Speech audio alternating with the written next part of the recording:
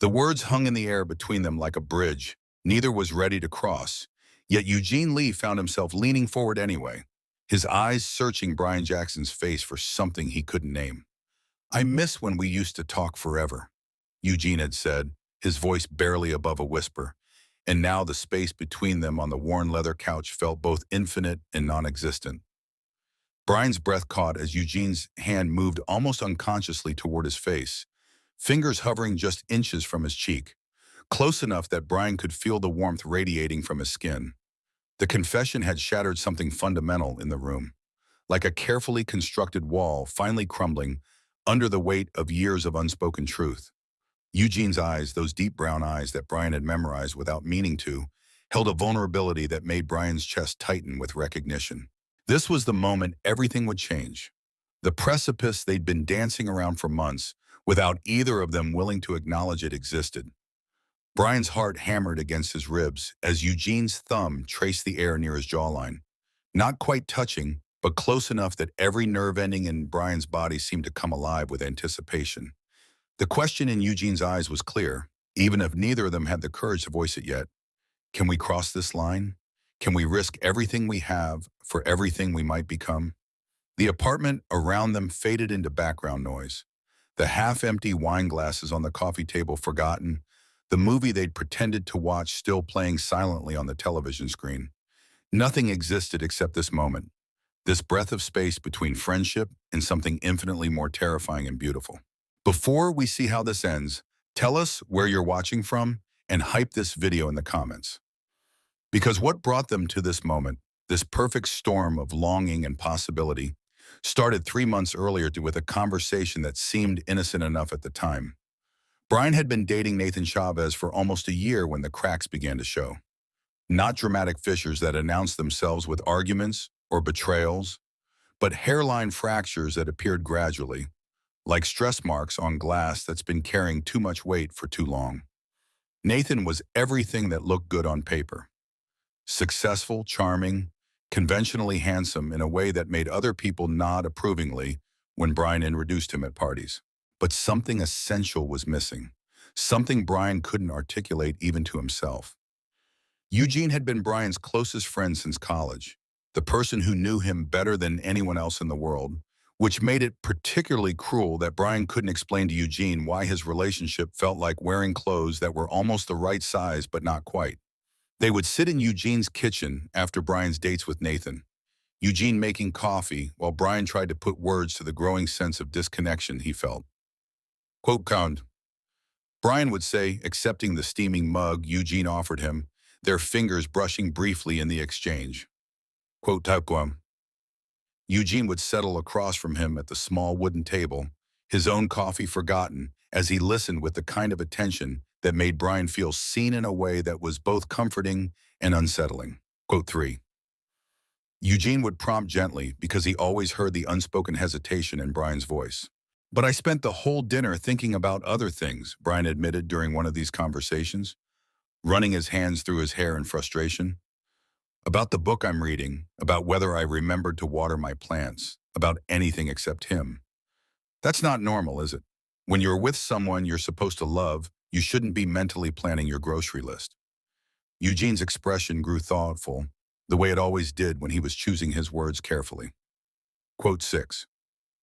The question caught Brian off guard, partly because it was so typical of Eugene to ask something that seemed simple on the surface, but cut straight to the heart of things, and partly because Brian realized he didn't have a ready answer. What did he think about during those quiet moments when his mind wandered freely? "I don't know," Brian said finally, which felt like a lie even as he spoke it. But Eugene just nodded as if Brian's uncertainty was perfectly reasonable and changed the subject to something safer. This was one of the things Brian loved most about Eugene, his ability to push just hard enough to make Brian think without ever making him feel cornered or judged. Eugene had a way of asking questions that opened doors rather than demanding Brian walk through them before he was ready. The pattern continued for weeks. Brian would go on dates with Nathan, trying to feel something deeper than mild affection and companionable comfort, while Eugene provided a safe harbor for Brian's growing confusion. They fell into a routine of these kitchen table conversations, Eugene listening while Brian worked through his thoughts out loud. never offering advice unless Brian specifically asked for it. It was during one of these sessions that Eugene asked the question that would later seem like the beginning of everything. "Do you think you have ever been in love?" Eugene asked, his voice casual as he refilled their coffee cups. "Really, truly in love. Not just comfortable or happy or attracted to someone, but that all-consuming, can't imagine life without them kind of love?" Brian considered the question seriously, the way he always did when Eugene asked him something. "I thought I was with Nathan. I thought I was with Peter before him too. But now I'm starting to wonder if I've just been convincing myself that what I felt was love because it seemed like what I was supposed to feel." "What do you think real love would feel like?" Eugene pressed gently, and there was something in his tone that made Brian look up from his coffee cup to study Eugene's face. Quote 12, Brian said slowly, feeling his way through the words. Quote by Eugene went very still, his coffee cup halfway to his lips, and for a moment the kitchen felt charged with something Brian couldn't identify. Then Eugene set down his cup and smiled, but there was something different about the expression, something that didn't quite reach his eyes. "Should I?" Eugene said quietly. The conversation moved on to other topics after that, but Brian found himself thinking about Eugene's questions long after he'd gone home to his own apartment. There was something about the way Eugene had asked about love that felt personal, as if he wasn't just helping Brian work through his relationship confusion, but was searching for something himself. Over the following weeks, Brian began to notice things about Eugene that he'd somehow overlooked before, or perhaps had trained himself not to see. The way Eugene's face lit up when Brian called or texted, how Eugene always seemed to have time for him no matter how busy his schedule was, the careful attention Eugene paid to remembering small details about Brian's life that even Nathan sometimes forgot. More unsettling was Brian's growing awareness of his own behavior around Eugene, how he looked forward to their conversations more than his actual dates, how he found himself mentally storing up stories and observations to share with Eugene later, how he felt more himself during those kitchen table talks than he did anywhere else. The realization crept up on him gradually, like dawn breaking so slowly that you don't notice the darkness lifting until suddenly you can see clearly.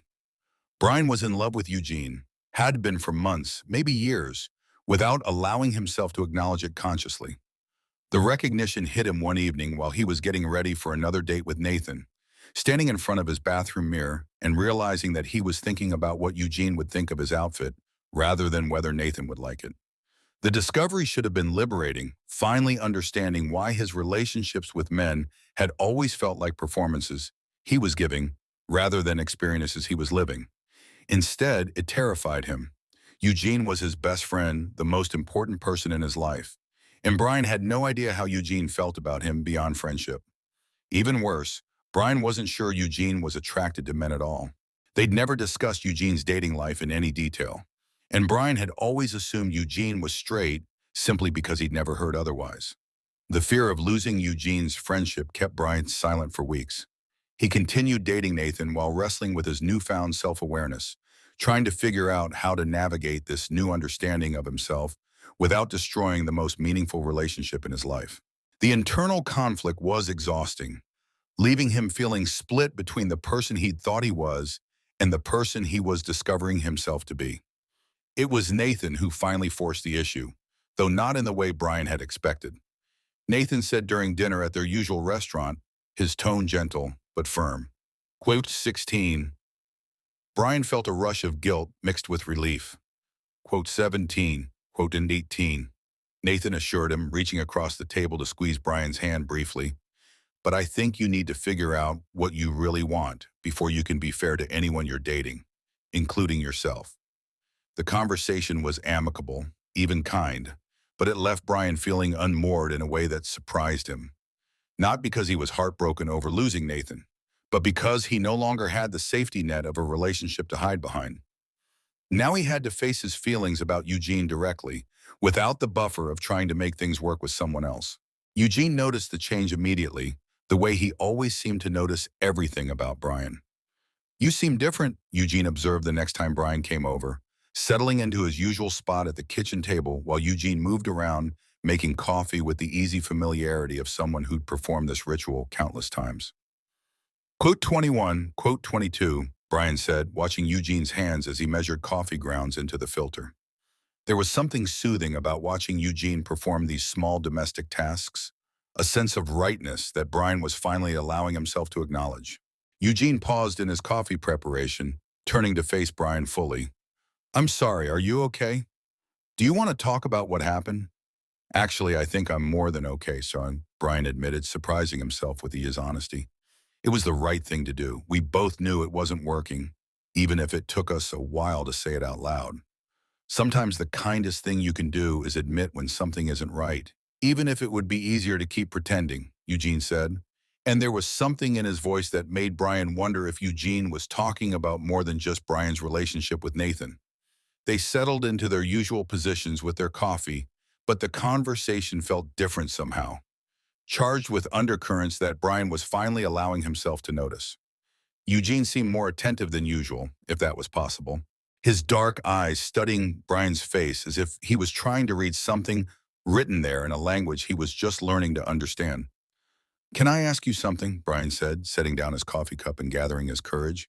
"And you can tell me if it's too personal or if you don't want to answer." "You can ask me anything," Eugene replied without hesitation, and the simple certainty in his voice made Brian's chest tighten with affection. Quote 30, Eugene was quiet for so long that Brian began to worry he'd crossed a line. But when Eugene finally spoke, his voice was soft and thoughtful. "Yes," Eugene said simply. "I have been. I am." The admission hung between them like a confession, and Brian felt his heart rate accelerate. "Can I ask with who?" Eugene's smile was gentle but tinged with something that looked like sadness. Quatrum. Brian felt a stab of something that might have been jealousy, followed immediately by concern for Eugene's obvious pain. "Why can't you tell them? Are they with someone else?" "Not anymore," Eugene said, his eyes meeting Brian's directly for the first time since the conversation had taken this turn. Quote 37. The words settled into Brian's consciousness slowly, like pieces of a puzzle clicking into place. The careful phrasing, the meaningful looks, the way Eugene had asked about love as if he was searching for something specific. The possibility that Eugene might be talking about him seemed too good to be true, but the alternative explanations felt increasingly unlikely the more Brian thought about it. "Eugene," Brian said carefully, his voice barely above a whisper, "are you talking about me?" Eugene went very still, his coffee cup frozen halfway to his lips, and for a moment Brian thought he might have misread everything completely. Then Eugene set down his cup with deliberate care and nodded once, a small movement that somehow contained entire worlds of vulnerability. "I've been in love with you for 2 years and 4 months, Eugene said quietly. "Since that night you came over after your fight with Peter Diaz, and you fell asleep on my couch, and I realized that watching you sleep was the most peaceful I'd ever felt. I've been trying to be a good friend and support you through your relationships, but it's been killing me to watch you try to force yourself to feel something for people who don't see you the way I do." The confession hit Brian like a physical force, knocking the breath from his lungs and making his vision blur momentarily. All those months of thinking he was alone in his feelings, of believing that his love for Eugene was hopeless and one-sided, when Eugene had been carrying the same secret pain. 2 years and 4 months, Brian repeated, his voice shaking slightly. "Eugene, I've been in love with you too. I just figured it out recently, but looking back, I think I have been for just as long. I think that's why nothing ever worked with Nathan or Peter or anyone else. I was measuring them all against you, and they all came up short." Eugene's face went through a series of expressions too quick for Brian to catalog, surprise and hope and disbelief chasing each other across his features. Brian said, reaching across the table to cover Eugene's hand with his own. The contact sent electricity shooting up his arm, a physical confirmation of what his heart had been trying to tell him for months. "I'm saying it because I've been an idiot for not seeing it sooner. I'm saying it because when you asked me what real love would feel like, I was describing how I feel when I'm with you." Eugene turned his hand palm up under Brian's, their fingers intertwining with the natural ease of something that had been waiting to happen for years. Code 47, Eugene murmured, his thumb tracing patterns across Brian's knuckles. "I've imagined this conversation so many times, but I never thought you'd actually feel the same way." "I do," Brian said firmly, squeezing Eugene's hand. Quote 51. They sat like that for a long moment, hands joined across the small table, both of them processing the magnitude of what had just shifted between them. The kitchen felt different now, charged with possibility and the sweet relief of finally speaking truths that had been buried for too long. Quote 51. Brian asked eventually, his voice soft with wonder and uncertainty. Eugene smiled, the first completely unguarded smile Brian had seen from him in months. The transition from friends to something more happened gradually over the following weeks, like a flower blooming in slow motion. They were careful with each other at first, both acutely aware of how precious and fragile this new dynamic was between them. But the foundation of friendship they'd built over years made the shift feel natural rather than jarring. Their first kiss happened 3 weeks later, on a Thursday evening when Eugene was making dinner and Brian was sitting at the counter keeping him company. Eugene had been telling a story about something that had happened at work, gesturing with a wooden spoon while Brian watched the animated expressions cross his face, when Eugene suddenly stopped mid-sentence. "What?" Brian asked, noticing the way Eugene's gaze had dropped to his lips. "Shut down," Eugene said, setting down the spoon and moving around the counter until he was standing directly in front of Brian, quote, vendor, quote, Brian asked, his heart racing as Eugene stepped closer, close enough that Brian could smell his cologne and feel the warmth radiating from his skin. Quote, Eugene murmured, cupping Brian's face gently in his hands. "Can I?" Instead of answering with words, Brian leaned forward and closed the distance between them, pressing his lips to Eugene's in a kiss that felt like coming home and embarking on an adventure simultaneously. Eugene's lips were soft and warm, and he tasted like the wine they'd been sharing while he cooked. The kiss started gentle and tentative, both of them savoring the newness of it, but deepened quickly as years of suppressed longing found expression. When they finally broke apart, both breathing heavily, Eugene rested his forehead against Brian's and smiled. "That was even better than I imagined," Eugene whispered, his thumbs brushing across Brian's cheekbones. "Damn," Brian laughed, feeling giddy with happiness and relief. Quote, Chon, Eugene said, pressing a soft kiss to Brian's forehead, "And now we have all the time in the world to make up for lost opportunities." The months that followed were a revelation for both of them. Brian discovered that being in love with someone who truly saw and understood him was nothing like the relationships he'd forced himself through before. With Eugene, everything felt easy and natural, from the way they moved around each other in the kitchen to the way they could spend hours talking about everything and nothing. Eugene, for his part, seemed to bloom under the certainty of Brian's love, becoming more openly affectionate and playful than Brian had ever seen him. The careful restraint that had characterized their friendship fell away, replaced by a warmth and intimacy that felt both thrilling and completely right. They kept the news of their relationship private at first, wanting time to adjust to their new dynamic without outside opinions or expectations. But eventually they began telling their closest friends and family, most of whom responded with variations of "finally," and "we were wondering when you two would figure it out." "Apparently we were the last to know," Brian said to Eugene one evening as they lay in bed together. Brian's head pillowed on Eugene's chest while Eugene ran his fingers through Brian's hair. Eugene replied, pressing a kiss to the top of Brian's head. "Some things are worth waiting for, even if you don't know you're waiting." 6 months after their first kiss, they decided to move in together, combining their lives in the same gradual, thoughtful way they'd approached their relationship. Eugene's apartment was larger, so Brian gave up his lease and brought his books and plants and the vintage record player his grandmother had left him. The process of merging their belongings felt symbolic somehow, two separate lives becoming one shared existence. Brian's novels found space next to Eugene's poetry collections on the bookshelves. Their kitchen utensils mingled in the drawers, and Brian's plants transformed Eugene's living room into something that looked like a garden.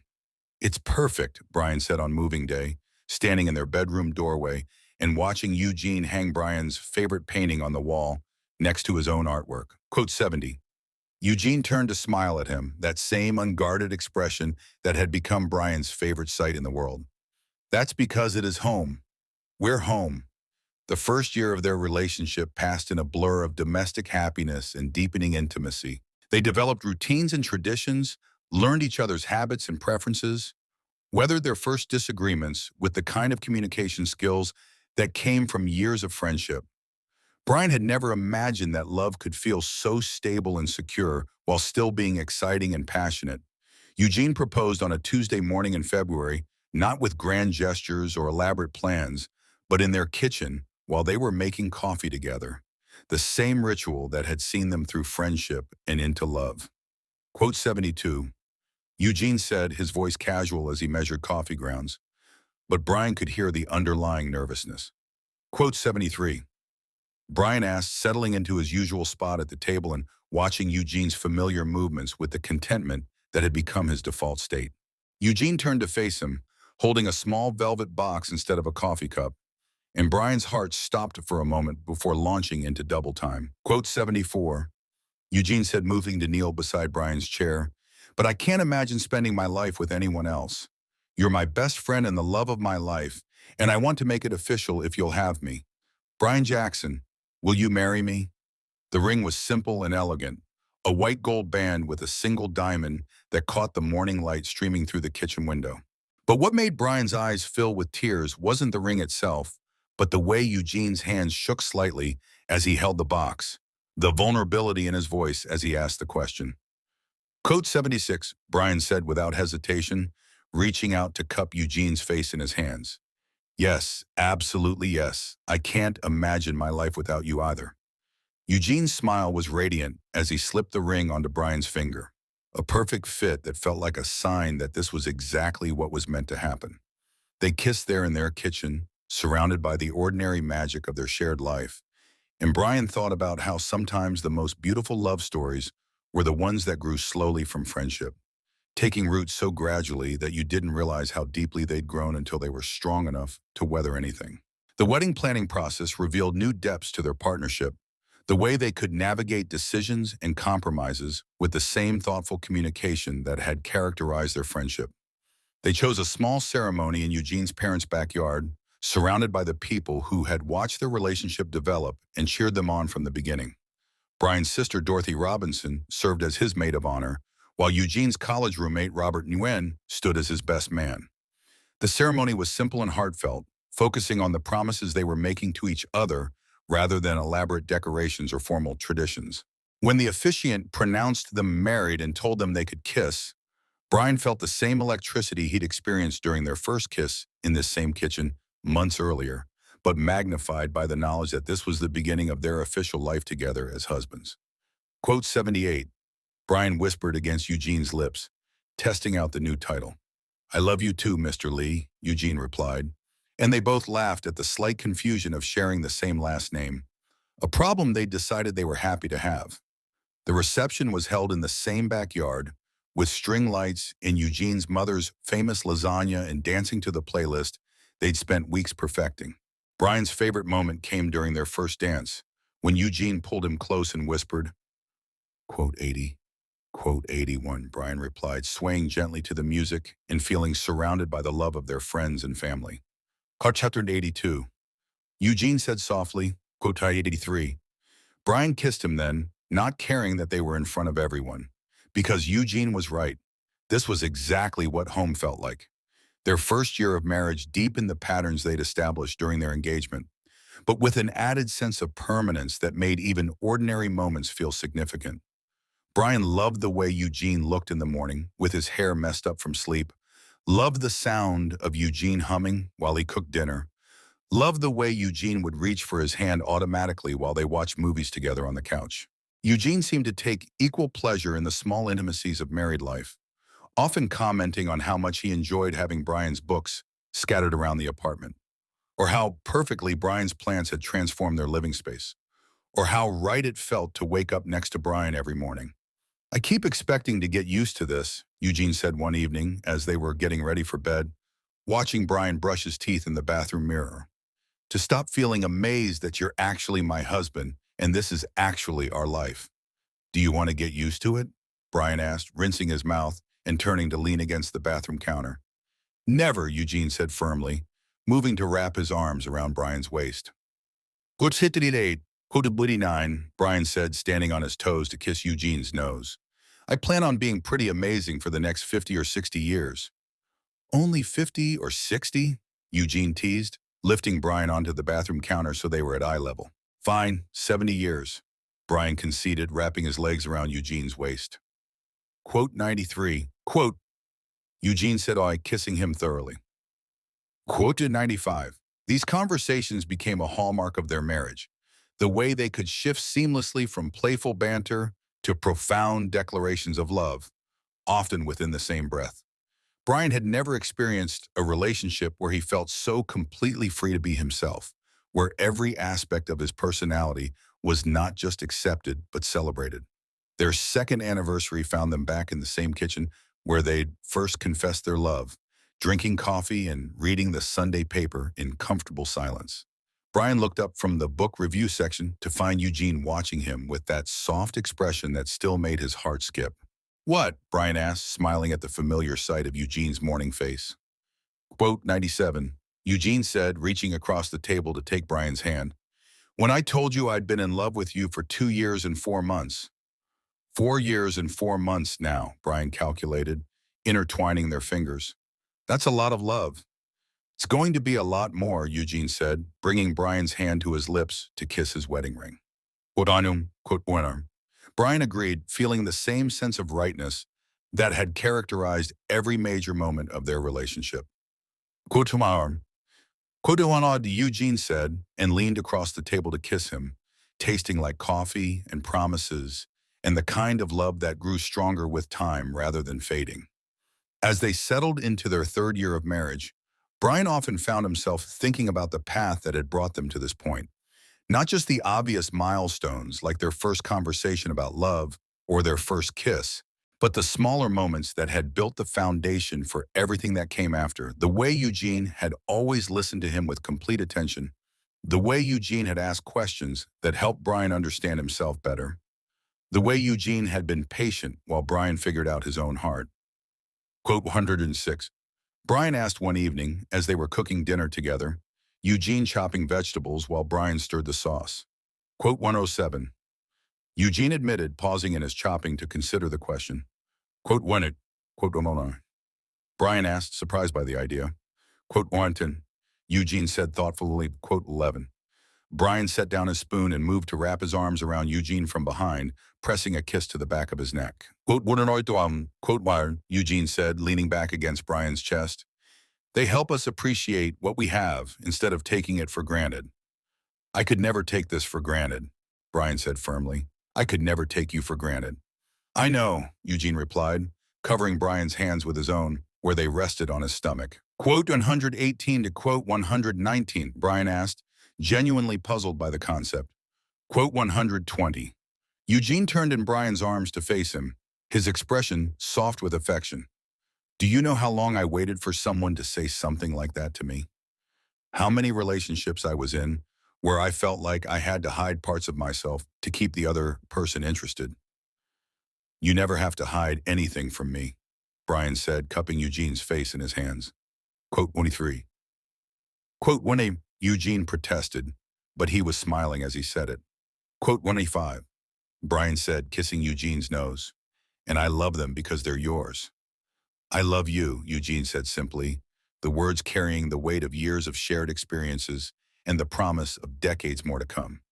I love you too, Brian replied, and meant it with every fiber of his being. Their fourth wedding anniversary arrived with the same quiet joy that had characterized most of their major milestones. They'd never been a couple that needed grand gestures or elaborate celebrations to mark important occasions. Their happiness was found in the daily rhythms of their shared life, rather than in dramatic peaks and valleys. They spent the day much as they'd spent hundreds of other days, sleeping in late, making breakfast together, reading in their favorite spots around the apartment, taking a long walk through the neighborhood they'd come to love. But there was an extra tenderness to their interactions, a heightened awareness of how much they'd built together and how much they had to look forward to. 4 years, Brian said that evening, as they sat on their balcony, sharing a bottle of wine and watching the sunset paint the sky in shades of orange and pink. It feels like both forever and no time at all. I know exactly what you mean, Eugene replied, reaching over to take Brian's hand. Quote 32 and a quote editor, Brian asked, settling back in his chair and enjoying the feeling of Eugene's thumb tracing patterns across his knuckles. More of this, Eugene said simply. More conversations that last until 3 in the morning, more lazy Sunday mornings, more of you falling asleep on my shoulder during movies, more of me burning dinner while I'm distracted by how beautiful you look when you're reading.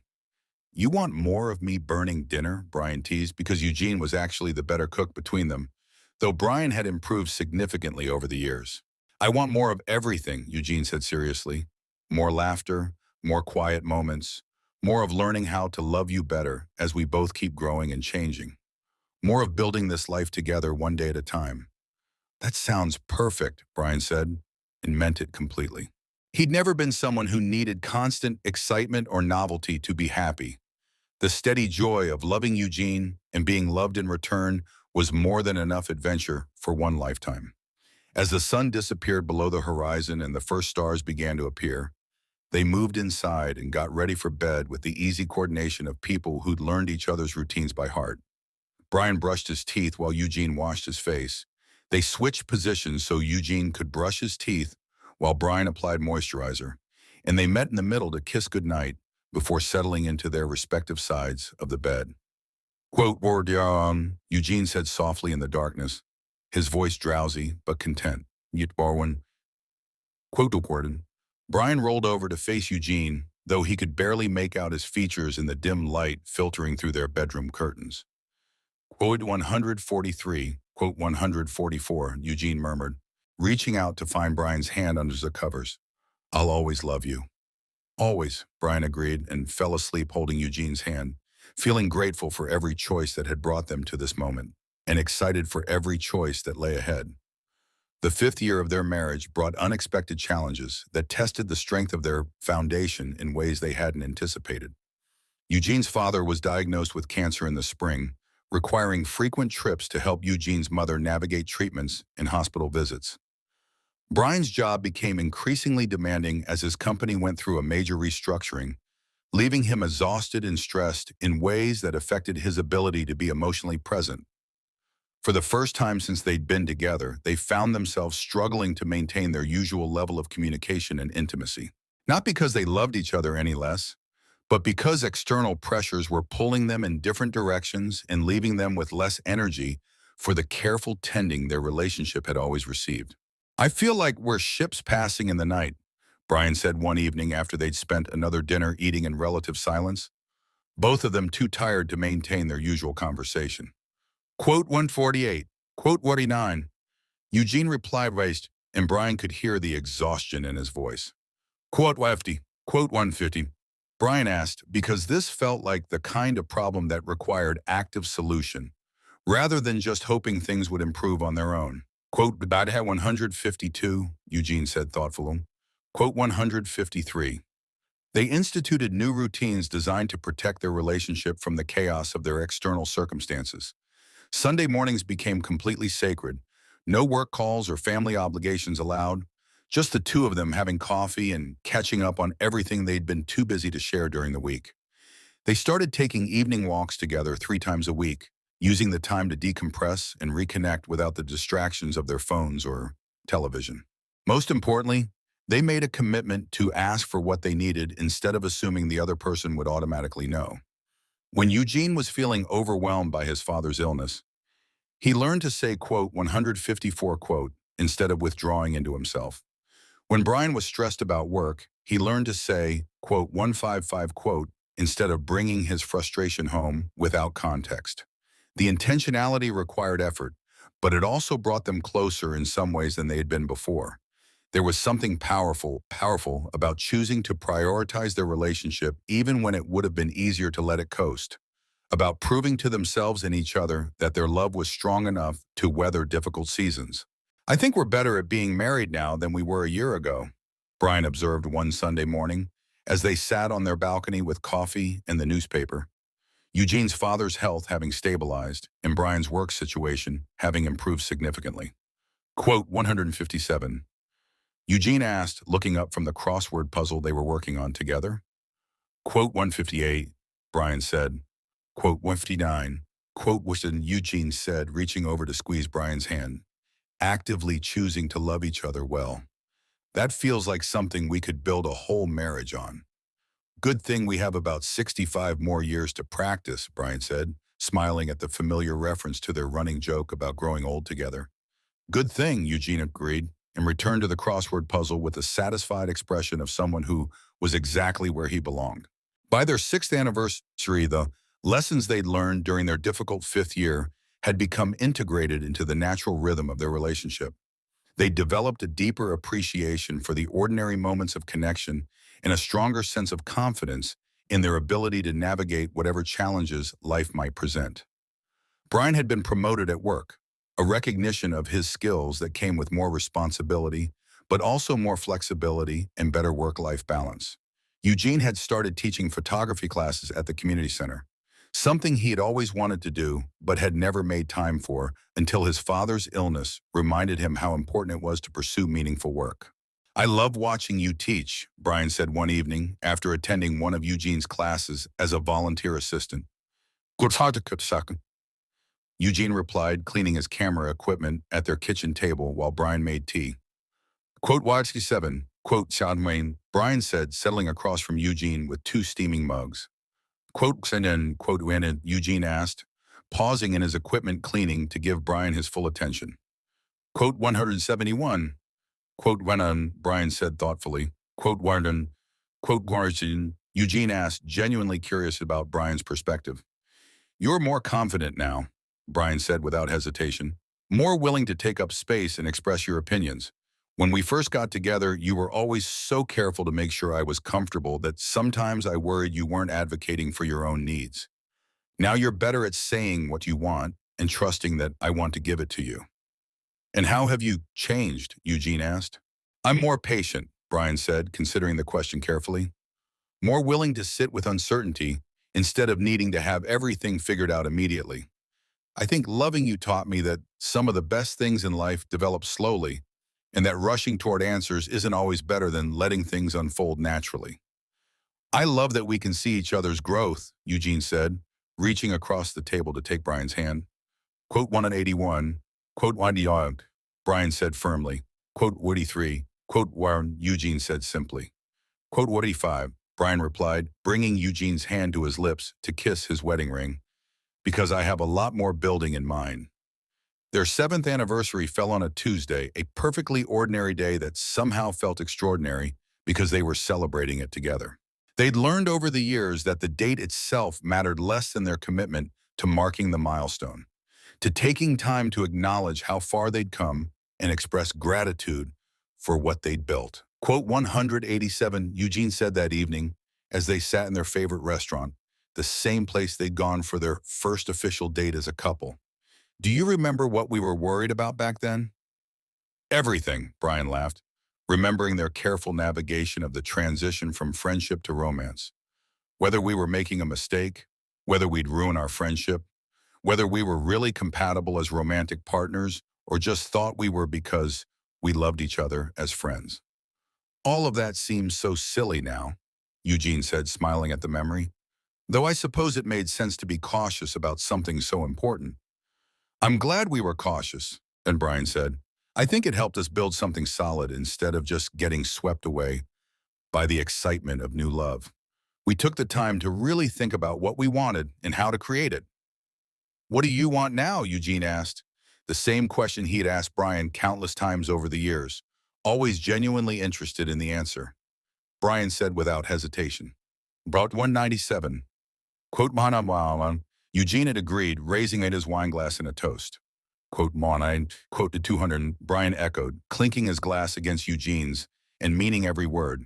As they walked home from dinner, hand in hand through the familiar streets of their neighborhood, Brian found himself thinking about the conversation they'd had in Eugene's kitchen all those years ago, when Eugene had asked him what real love would feel like. He'd said it would feel like coming home, like finding someone who saw all of you and made you want to be brave enough to be completely honest about who you were. Looking at Eugene now, seeing the contentment in his expression and feeling the easy comfort of their joined hands, Brian knew he'd been exactly right. This was what love felt like. Not just the dramatic moments of passion and declaration, but the steady joy of choosing each other every day, of building a life together, one conversation at a time, of finding home not in a place but in a person. "What are you thinking about?" Eugene asked, noticing Brian's contemplative mood. Quote 202, Brian said, squeezing Eugene's hand. "How perfectly this all turned out."